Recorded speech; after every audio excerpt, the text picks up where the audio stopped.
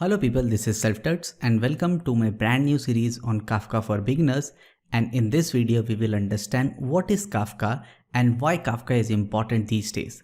So basically you know that the current world is data driven, which means that large amount of data is generated every day and all the software products take decision based on that data. So for an example, a user registration is the main thing for any product. So you need a user so that only after which the product can be used. So once the user is registered, the data for that user is stored in the database, but you need to take a decision that whether that user is registered, so I need to block him. So in that case, the event driven architecture comes into picture, that an event is raised and you take some decision on that event. Kafka plays an important role on all those event-based architectures. So all the bigger companies, let's say Microsoft, Google, Amazon, everyone is using Kafka to make a highly scalable system. And we will understand that how we can make our system scalable through Kafka. So let's see what is Kafka and why it is so much important. So Kafka is just like a messaging system. You can think on a high level or on a macroscopic view that Kafka is a messaging system. So there is a Kafka server, you will get a software, you need to start it and that will generate or start a Kafka server. So this Kafka server will be listening on a particular port or an IP. There are producers which send messages to this Kafka server. As I've said, that it is a messaging system, which means what? Every producer can generate some messages and those messages are published to this Kafka server. There can be multiple producers that can generate messages and publish that to this Kafka server. When the messages reaches this particular Kafka server, then there are consumers which can be one or more than one. So in this case, there are three consumers, C1, C2, C3, and there are two producers, P1 and P2. So all these three consumers can consume the messages from this Kafka. P1, P2 are producer and they send a message, and C1, C2, C3 are the consumer that can consume the messages, and Kafka act as a broker, or it act as a messaging queue, or it act as a system where you can store the messages and then the consumer can read. So Kafka is just like a messaging system on a high level. It is distributed platform or application. So Kafka is often referred to as a distributed application. So you need to understand that why it is called distributed. So in production environment, Kafka is referred as a Kafka cluster. So we'll understand that what is Kafka cluster and why Kafka is referred as a Kafka cluster in production environment.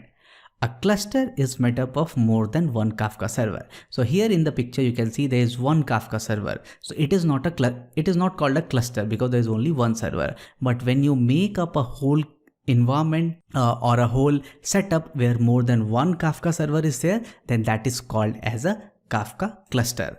Each Kafka server is referred to as a broker. So when you go into the production environment and you have multiple Kafka server, then each Kafka server is called as a broker. So let's say there is node 1, it is an independent machine where one of the Kafka server is running or Kafka broker is running. There can be another machine. So let's say it is in AWS and other reason, it can be in AWS other reason, and it can be in AWS other reason. Or you can have three independent physical machines on your system, or you can have three different virtual machines where these brokers are running. So on node 1, one broker is running, on node 2, one broker is running, and on node 3, another broker is running. So the combination of all these three brokers is called as Kafka cluster.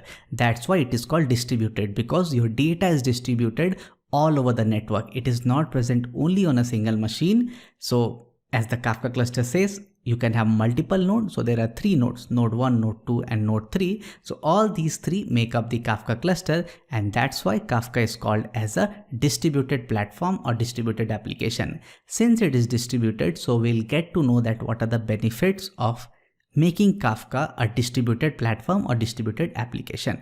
So Kafka is a messaging system and Kafka is a distributed platform.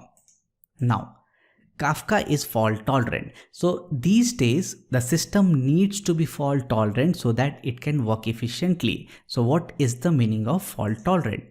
Ability of a system to continue operating without interruption when one or more of its components fail.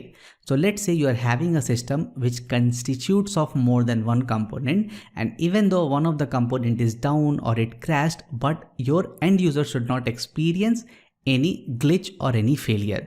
which means that even though one of the component of your whole setup fails, the setup should run as it is expected. So that's why Kafka is called fault tolerant, and we'll see in the later videos that how it is achieved. So in Kafka cluster, messages are replicated in multiple broker. So in previously we have seen that Kafka cluster consists of more than one broker, and when you publish a message, then the message is replicated in all the broker based on something which is called as replication factor. So there is a configuration when you create your own Kafka cluster that is called as replication factor, which we'll see in later videos. But as of now, you need to understand that in Kafka cluster, there is a configuration called replication factor, which allows you to replicate your messages in multiple broker. So let's say this is my Kafka cluster and I am having node 1, then node 2 and node 3. So this Kafka cluster constitutes of 3 broker, that is this one, then node 2 broker and node 3 broker. Now when I publish a message, it will be published in node 1 also, node 2 also and node 3 also. When I'm saying that the message is replicated, which means that the message is present on all the 3 brokers. Now let's say the node 1 crashes, or if it is located in a certain place and there the power goes off and everything is shut down. So what happens? This node 1 crashes and all the messages are lost. So what will happen? My message 1 is lost, but since it is replicated in node 2 and node 3, so my message is not lost. So to the end user, if I'm sitting here, I'll see that, okay, I can still access the message 1 either from node 2 or node 3. Let's say the node 2 also crashes. In that case also, what will happen? My message is node 3 is also present, that is M1 is present, and I can say that still I can access M1. But if node 3 also fails, then the message is gone. But in current environment, what happens is that the entire cluster is situated in different geolocations. So it cannot happen that all the nodes are crashed or all the node goes out at a single time. So that's why we keep the nodes in different countries or different geolocation, so that there is a replication and you can access it if one geolocation fails or the other geolocation fails. So Kafka is fault tolerant. Why? Because it is a distributed application and the messages are replicated. So in the later videos, we'll see that how we can replicate this message, on which configuration basis we can replicate the messages. Okay.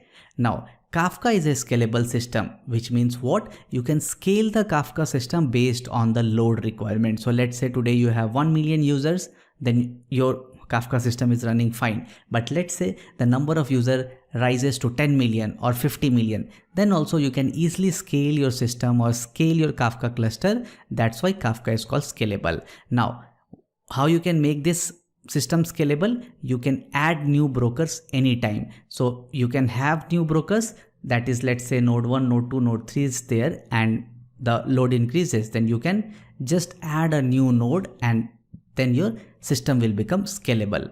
You can increase the number of consumers also. So suppose you have increased the number of nodes or number of brokers, so you can push more messages by increasing the partitions, which we see later on, but also you can increase the consumption of the messages by increasing the number of consumers. You can make the Kafka system scalable anytime by increasing the number of brokers and by increasing the number of consumers.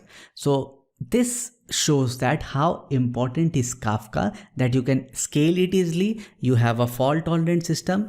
It is a distributed system. It acts as a messaging queue. You can rely your event-driven architecture on Kafka, and guess what? You can have 1 million requests per second. So you can have 1 million message transfer per second in a Kafka cluster. So this is the throughput, or this is the output of a Kafka cluster. So based on these features, there are so many other features, but I'm not going to discuss everything. I have discussed all the important one, that what is Kafka and why Kafka is needed. Now let's say your system is generating billion messages per second. So in that case, what can happen? You can have multiple Kafka broker and you can publish the messages frequently to that messaging system or Kafka broker. And then you can have large number of consumers which can consume, and those consumers can have the logical code or the business logic code which you can run on those messages, and you can have a desired output.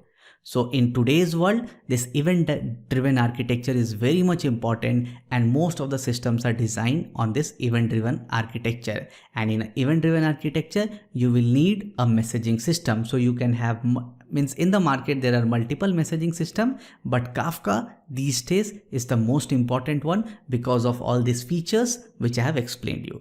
So hope you like this video, hope you like my channel. Please subscribe to my videos and please subscribe to my channel also. Thank you for watching this particular series. Stay tuned for other videos. Thank you.